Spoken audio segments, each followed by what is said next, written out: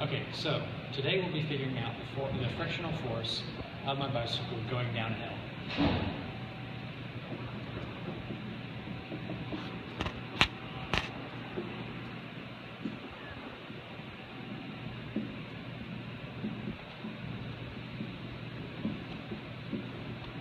Okay, so we'll start with an illustration.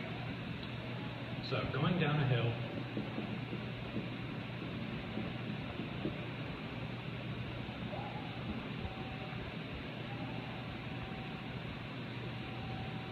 my bicycle is traveling at an average speed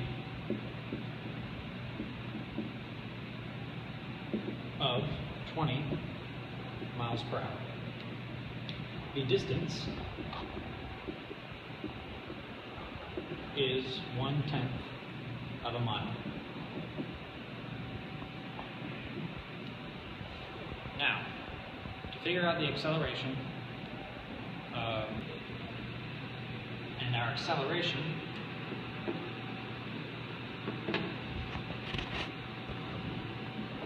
is 2 meters per second. Now, for our calculations, we're going to create a force diagram to assist with our calculations. So, we squish our bicycle land into a dot. And because our hill is at an angle, our weight and our normal force will also be at angles. So,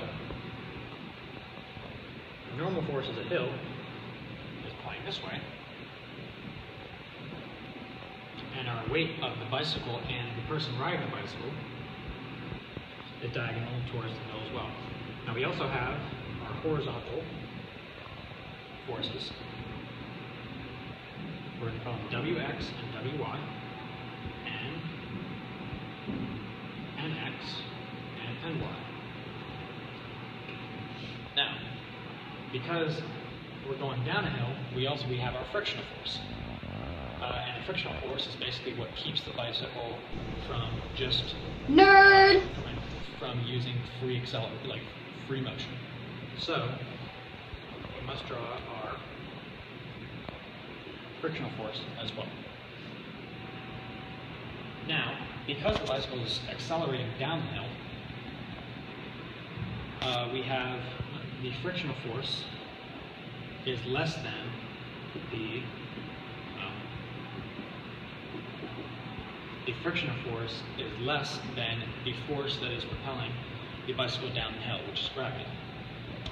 The gravitational force here. Now, remember that because the bicycle is going downhill, our gravitational force is more than the frictional force. Okay, so now we need to figure out the weight of the bicycle and the rider. So to figure that out, we have my weight and the bicycle's weight. Now the bicycle's weight is 19 pounds. Now my weight is 148 pounds. And that creates a combined weight of 167 pounds. Alright, ready? Okay, so now we're going to figure out our force, our gravitational force of the bicycle. Now, we have our acceleration as 2 meters per second, and we have our weight of 167 pounds. So what we do is we multiply our acceleration by our weight. Okay, so now we need to figure out our force of the bicycle. Now to do that, we take our acceleration times our mass. Now our mass is 167 pounds, and our acceleration is 2 meters per second. So we take 2, and we multiply it by 167. Our acceleration times our mass. And we get a confined force 334 newtons.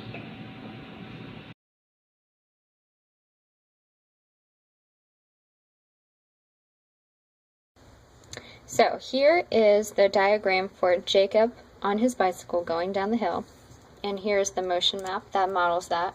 We have the friction pressing up against Jacob's wheels as he rides down the hill, the normal force that presses up on his bicycle and himself as he goes down the hill, and then the weight. So Dork.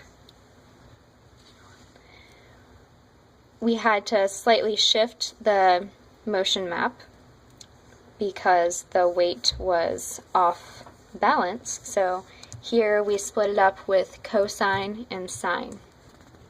And you find the normal force and the friction because the normal force here and the weight x are equal, and then the friction and weight y are equal.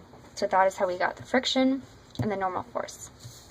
And also how we found the weight was Jacob's weight plus the weight of the bicycle times 9.8, which equals 1,636.6 newtons. And then put that into our equation right here to find the normal force and the friction.